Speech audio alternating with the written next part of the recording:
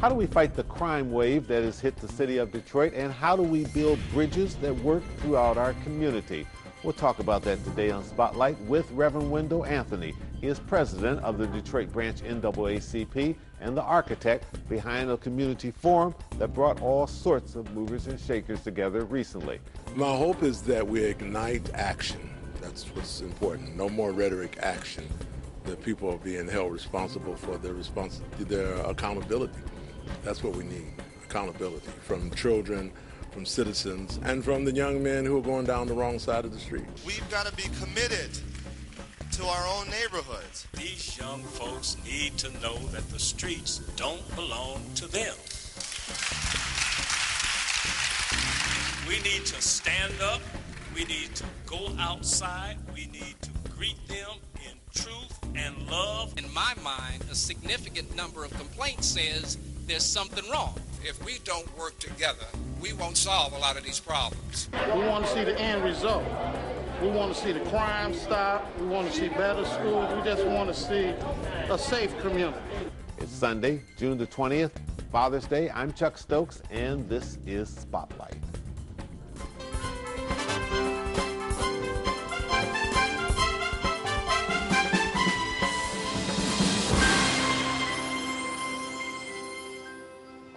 Rev Window Anthony, he is president of the Detroit NAACP, the Detroit branch. Our guest today on Spotlight, also the pastor of Fellowship Chapel. Welcome to Spotlight. Thank you, Chuck. And let me say, first of all, happy Father's Day. Thank you so much. Can a brother just get a day? I mean, the mothers get all that. But for fathers that are really doing it and who are taking care of their children, who are just taking them to school, fixing them breakfast, just throwing the ball, playing catch, your day. Happy Father's Day. Absolutely. To all the fathers. And everybody needs their day, and no this question. is without question Father's Day, and happy Father's Day to Thank you. you. I'll take it. Last week, you had a town hall meeting at Martin Luther King High School in the city of Detroit, and you had just all kinds of panels of people there, but you had all the movers and shakers for the city of Detroit and the vicinity. And you had law enforcement. Absolutely. I mean, I've never seen that many people Nor have I. In one room with that much clout. Right. First of all, had to be just a real chore pulling that together in a short period of time to react to this wave of crime that everybody has become very concerned about. First of all, Chuck, you're absolutely correct, and I want to thank Channel 7 and your new general manager, Eduardo Fernandez, who also was there, along with yourself, for what we call an open discussion to deal with community policing, violence prevention, and developing solutions, building bridges that work. It is unheralded and unheard of in many cases to have the FBI, Justice Department, Michigan State Police, Detroit Police Department, Wayne County Sheriff, community organizations, Rise Detroit, faith-based community groups, DPS, Mayor of the City of Detroit, City Council people, under one roof to deal with this issue. It's amazing that everybody was in town and at the same time. No question. And so I thank God that number one occurred. Success just in that. And the news media was also there, which is very part all of this. I think, Chuck, we have to approach the prevention of crime in a holistic way. You got to bring law enforcement and community together. You got to bring the Detroit Public Schools. You got to bring the home. You got to bring the church. You got to bring every entity that they touch. That's the only way we're going to be able to address this problem. And there cannot be an adversarial relationship between law enforcement and the communities in which they serve. We need to understand how the culture of law enforcement is, and the law enforcement needs to understand the culture of the community in which they serve. Why is it there's a difference between the Michigan State Police and how they operate and the Wayne County Sheriffs and the Detroit Police Department? They're all law enforcement agencies, but obviously they have different modes of operation. Possibly we need to take the best of all of those entities and bring them together in terms of the community understanding. I think one of the things that we were very much concerned about was not having another fluff and stuff meeting.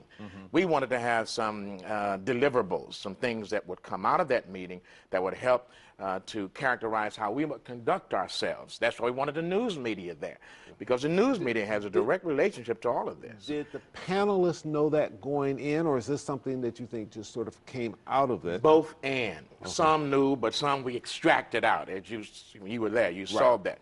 We tried to let them know that this was not just another feel-good meeting. You and I both go to enough community meetings. Folk want results. We don't have to live like this. Sister Brown, Deacon Jones, Miss Smith does not have to live in fear in their neighborhoods. We should not have to worry about whether or not our sons or daughters are going to make it home from school every day from the neighborhood schools in our area. How do you think we got here? Because, Chuck, we have abdicated our responsibility as community. We have allowed the militarization of the thinking of our police department in terms of some folk. We lost residency in terms of the way people relate to our community. We have high unemployment. Whenever you have high unemployment, crime goes up. The media plays a very key role in terms of the perception that people think of themselves. There's no reason, Chuck, and I'm not just talking about 7, I'm talking about all the media. You're talking about everybody, the media in general. Sure. Why do we have to have 15 minutes of bad news, death, mayhem, nonsense every day at the top of the order? Who said that was a rule of thumb? Yeah. Not that you shouldn't report bad news, not that you shouldn't write about it, but we got to context that. And we got to stop glorifying and making people feel comfortable in their misery and all right in their agony to the degree that they can go out and do these kind of tremendous disparaging acts, and that there's no consequences for it. We need to get back to community. We need to put the neighbor back into neighborhood. We don't live in a hood, we live in a neighborhood. People need to understand that, and people need to step up and speak up and take charge of their community. Organize, organize, organize. An organized community is a community that can determine and negate crime and violence inside their community. So you're saying part of the solution is certainly from the grassroots up? No question. Yeah. Not from the top down, but from the grassroots up. But the top has to understand what's happening down here on the ground. All right, we need to get to a commercial break. We'll hurry right back with some more questions and answers and talk about some of those deliverables that came out of that meeting and what the next step is in the process, which is very important because, as you said, this would not be solved by one meeting. No question. All right, we'll be right back. Stay with us.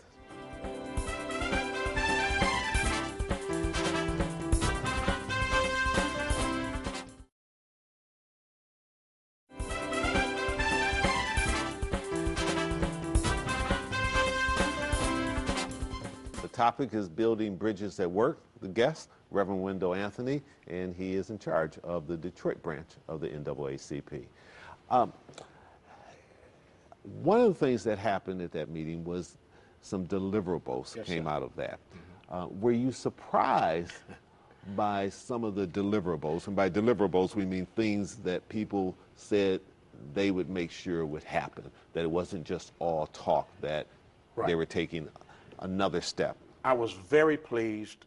It showed a commitment on the part of law enforcement and community. And I was surprised by the depth of some who made commitments. For example, you and I both know that when we were coming up, we could go to schools for recreation in the summertime and after school. That does not happen like it used to. The DPS, Robert Baum, made a commitment to open up the schools, some of them for recreation during the summer. Not just recreation, we're looking at vocational training, we're looking at mentoring. We want to have special programs for our young people after school hours until 9 o'clock. That has to be paid for.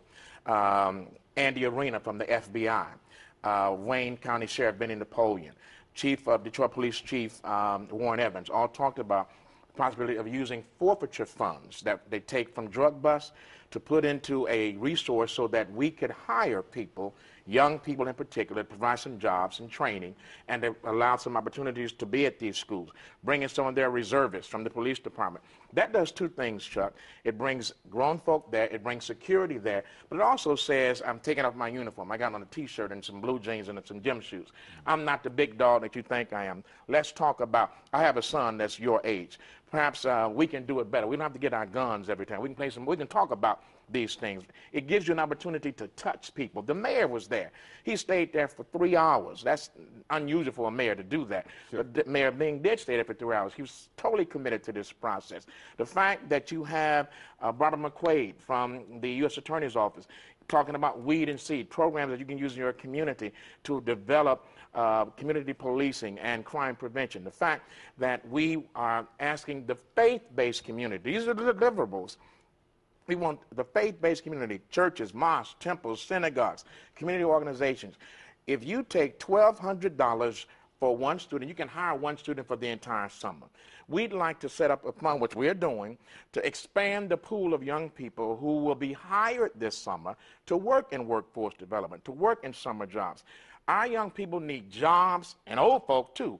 Jobs, jobs, jobs, recreation, and education. That's a commitment. Several churches already stepped up. Even law enforcement stepped up. Those are the deliverables. We talked about the grass that needs to be cut. We know budgets are tight. Charles Pugh was there. The mayor was there. Luther Key from Rise Detroit. We know budgets are tight, but grass is high. And so we need to cut the grass so we can. They talked about getting a core and a pool of volunteers do that in conjunction with the city budget. When you don't cut the grass, Chuck, it does something to the psyche of the way people think of themselves. It says to you that your community is not worth anything. So therefore, if the grass is not going to throw trash anywhere, and it doesn't mean anything. Cut the grass, make the community more presentable, and then you'll see some behavioral changes. Do you think that some of these things perhaps had gotten lax, have not been getting done because of the budgetary problems?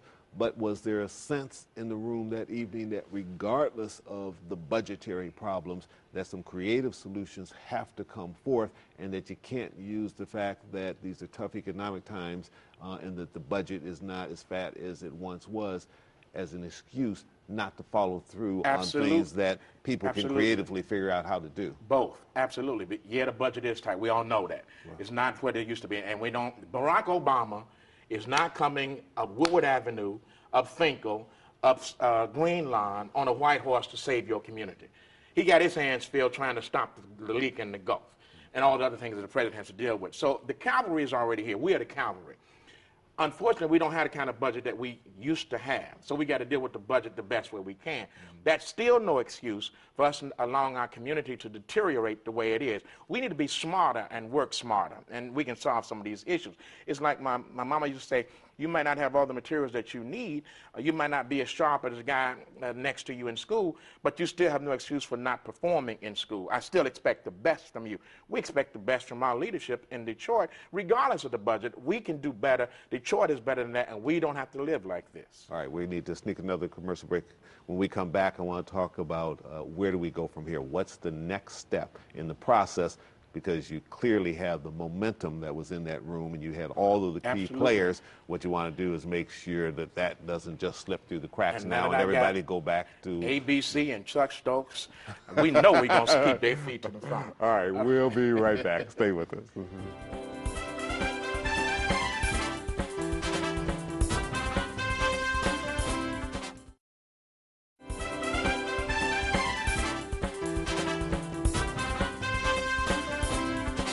Reverend Anthony, what's the next step in the process? We know that the feds are coming in this week, but how do you keep this process going so that a year from now you can look back to what happened with the town hall meeting the other evening and say that was the catalyst that perhaps started everything in terms of turning it around? Repetition, repetition. I think we got to constantly remind ourselves that we can do this. We got to understand that it's going to take all of us the holistic approach. I've had people to call and say they want to create a similar model in their own communities. Like folks who've called from Baltimore and Washington want to create a model of what we did in Detroit just the other night in terms of doing something in another community. I think that if we are able to, and I believe we are, open up these schools, folk follow up on what they're saying. Next week, there's a meeting with the Justice Department that the mayor's having with some law enforcement, the Northwest Activity Center.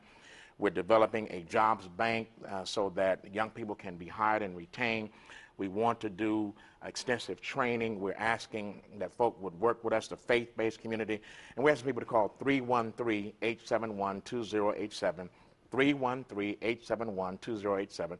That's the number to the NAACP office so that we can plug you into the people that you need to be plugged into. We're also asking faith-based folk to get involved. I know budgets are tight. I'm a pastor. I'm a preacher. Sure. However, this is critical enough for you to have a special offering to raise an opportunity for a young person. $1,200 is not going to break your budget. It can make your budget even better because God will bless you. the bottom line is that we have to make a decision, Chuck, that we're going to sustain this. I think with the news media, and we want to have some extensive meetings with you all. When I say you all, I'm talking about the media in general, as to how we can continue to project our city in a different kind of a way, not to negate or overlook misbehavior. I'm not talking about that, but how we can enhance it based upon what we know is better than that. You were there. Your general manager was there. He saw firsthand the kind of energy and synergy that's in this community. Let's capitalize on that. Let's utilize that. The city of Detroit, Saul Green, mayor's office, putting a resource booklet together so that people will know where they can go to get resources and development and aid and assistance. So I think once you put all that together, it's going to enhance it. It's not going to be overnight. It's not going to be next week. We didn't get it overnight. We didn't get it in one week. So it's going to take a sustained effort, and we're committed to that effort. The average person, just Joe Blow, what do you want them to do? The average person, I want, number one, go to church somewhere. Get some spirit in your life. If you can't organize an organization, work with your block club. If you don't like your block club, start something in your house. Talk to your children.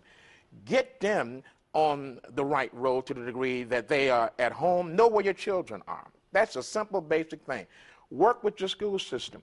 If you can't work with that, then call us. We can give you some information as to who you can work with. If you can't do that, make a contribution to your church, your local organization, to hire young people. Businesses are now listening to this program.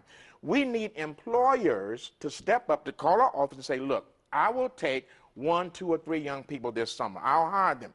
We'll provide the young person through workforce development, through organizations that are working with young people, and we'll provide that opportunity. We need you to step up to give them that opportunity to work with you. That's something for everybody to do, Chuck. Reverend Anthony, how important is the core city being healthy to the rest of the region? Because there will be a lot of people watching this who don't live in the city of Detroit, may say that's not really my problem, that's not necessarily my issue.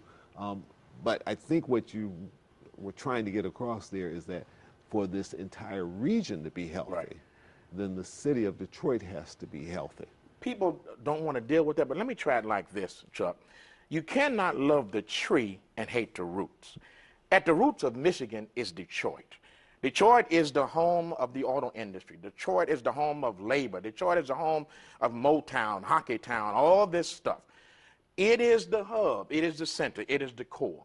You can't deal with all the extensions of that and let the core, let the root rot out. So we're simply saying, as Detroit goes, it's not a Detroit or them thing. It's not a either us or them thing. It's not a they and us. It's all of the above. We need each other. Detroit needs to thrive and survive, and so do our local communities. And I would simply say this: if Detroit does thrive, then those other communities are going to thrive, because that takes the strain off of a number of communities, and it also puts some new energy into this community, so that everybody wins in this. And I think that's what we're trying to get with the message we're trying to get with the police department, law enforcement. It's not us against them and them against us. We need good police officers. We need responsible people in our community.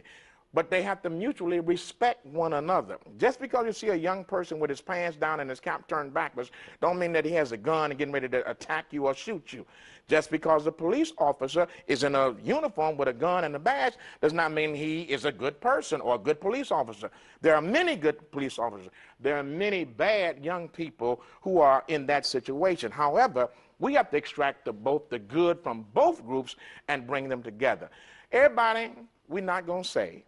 But those that we can, we must, and we will.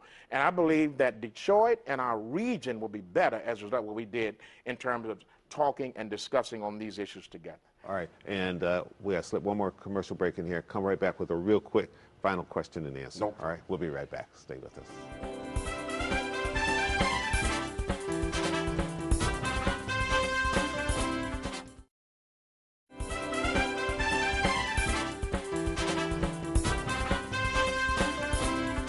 Reverend Anthony, very quickly, change in leadership with the UAW, from Ron Gettelfinger to Bob King. What do you expect? A more rigorous, vigorous, energized UAW. Bob King has been a social advocate for a number of years. I've worked with him, look forward to him. As you know, they had a march recently when he just took office to kind of pronounce and announce where he's coming from. I've had discussions with him. He wants to bring the UAW back to the fold of activism, bring in new people. I think you're going to see a new, energized, energetic NAACP and UAW, because we're going to be working together. A lot of folk may think that Bob King is not a tough negotiator. They don't know Bob King. I do know Bob King, and I look forward to working with him, and I know that he's going to challenge the organization to move to another level. All right, very good. Reverend Wendell Anthony, thank you for joining us. Thank you, Chuck. It was always a pleasure Appreciate having you in, and glad everything worked out well at Martin Luther King High School, much. and keeping that momentum going. Oh, no question. All right, and happy Father's Day. Same to you. All right. All right. And we want to thank you at home for joining us. I'm Chuck Stokes. We'll be back next week with more newsmakers in the spotlight. We hope you have a great week.